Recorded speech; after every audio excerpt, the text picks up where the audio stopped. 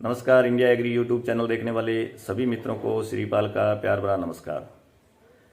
मित्रों, आप सभी तक धरातल की बातें, ज़मीनी हकीकत, फसलों की स्थिति और बिजाई उत्पादन के संबंध में जो भी फसलों की बातें होती है वो सारी बातें आप सभी तक पहुंचाने का हमारा प्रयास रहता है। आज इस वीडियो के माध्यम से हम बात करेंगे ग्वार की, सरसों की और नरमा की। आप हमारे चैनल को लाइक करें, सब्सक्राइब करें और बेल आइकॉन के निशान को दबा करके नोटिफिकेशन ऑन करें ताकि समय समय पर आप सभी तक धरातल की बातें, खेती की स्थिति की जानकारी वक्त वक्त पर आप सभी तक पहुंचती रहे। सबसे पहले बात की शुरुआत करते हैं नरमा की। मित्रों, नरमा की अगेती जो फसल थी वो ठीक थी, अच्छी थी और इसके बारे में हमने पहले भी वीडियो में जिक्र किया था। अगेती फसल की चुगाई चल रही है और उत्पादन जो है उतारा वो कुल मिलाकर के 6-7 क्विंटल प्रति बीघा तक का बैठ रहा है और फसल नरमा अब बाज़ार में आना शुरू हो गया है। ऊंचे भावों में किसान बेचना भी चाहते हैं और बेच भी रहे हैं और बेचना भी चाहिए। अच्छे बढ़े हुए भावों में अपनी फसल किसान भाइयों को बेचने में कोई दिक्कत नहीं होनी चाहिए। मंदी तेज़ी की अलग बात है, लेकिन भाव, ऊंचे जो भाव होते हैं, ऊपर जब भी बाजार निकलता है तो ऐसे भावों में अपनी फसल किसानों को बेचनी चाहिए। मंदी में आकर के कई बार घबराहट से बहुत ज़्यादा बाजार एकदम से नीचा हो जाता है तो घबराहट करके किसानों को अपनी फसल नहीं बेचनी चाहिए, क्योंकि भाव ऊपर नीचे चलते रहते हैं। पछेती नरमा की फसल हमने पहले भी जिक्र किया था, आज भी बात कर रहे हैं कि पछेती जो नरमा की फसल है उसमें उतारा बहुत कमज़ोर बैठेगा और बिल्कुल उसकी बढ़वार नहीं हुई, ग्रोथ नहीं की और पछेती फसल के अंदर उतारा जो है वो कम बैठेगा। अब बात करते हैं भावों की। 9,000 से ऊपर नरमा के भाव पिछले दिनों चल रहे थे। अभी कल मंडियों में भाव जो है वो अचानक से नीचे आए, कॉटन में गिरावट आई और आज कुल मिलाकर के स्थिर भाव हम कह सकते हैं।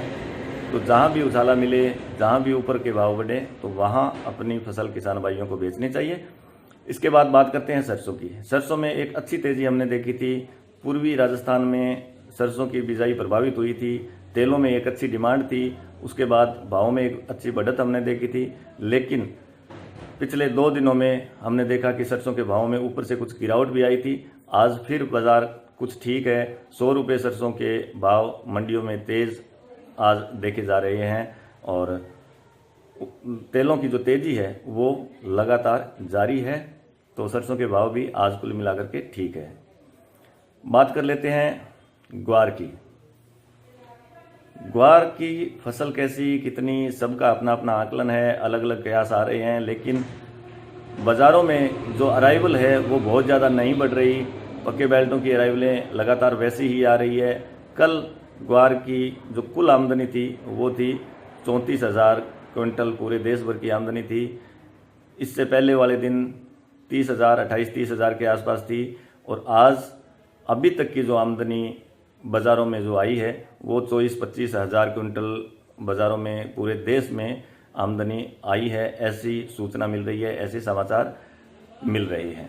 शाम तक उम्मीद है कि ये आमदनी थोड़ी और बढ़ सकती है, लेकिन अभी बरानी बेल्ट की आमदनियाँ शुरू नहीं हुई। दीपावली के बाद ग्वार की आमदनियाँ बढ़ने की संभावना है।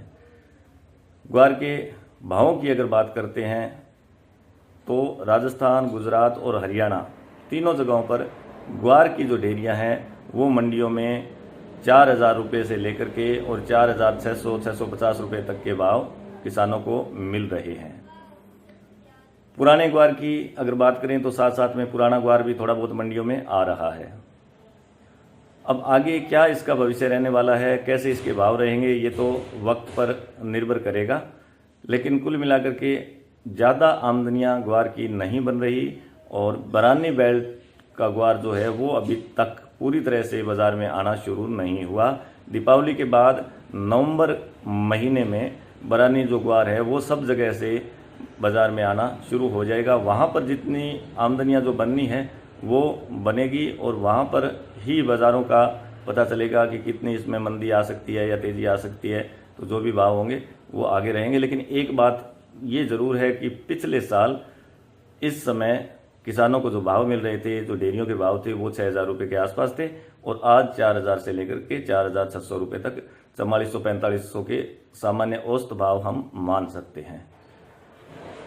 आगे भी आप सभी तक महत्वपूर्ण जानकारी हम देते रहेंगे। आप हमारे चैनल को लाइक करें, सब्सक्राइब करें और बेल आइकन के निशान को दबा करके नोटिफिकेशन ऑन करें ताकि समय समय पर आप सभी तक जानकारी जो है वो पहुंचती रहे। मित्रों, भाव और भावी दोनों ईश्वर के हाथ में है। विवेक अपना होता है, निर्णय अपने को करना होता है कि कहाँ पर किसान भाई माल को बेचें और कहाँ पर रुकें। लेकिन एक चीज़ तय है कि बहुत ज़्यादा घटे भाव में फसल घबरा करके कभी नहीं बेचनी चाहिए, इंतज़ार करना चाहिए। नीचे भाव से बाज़ार जब भी उठे, जब भी थोड़ी सी मजबूती दिखे तो वहाँ पर अपनी फसल बेचनी चाहिए। बाकी जो भी काम करना है, बेचना है या रोकना है, वो अपना स्वयं का फैसला होना चाहिए। आप सभी को बहुत बहुत धन्यवाद। नमस्कार, वंदे मातरम, जय हिंद।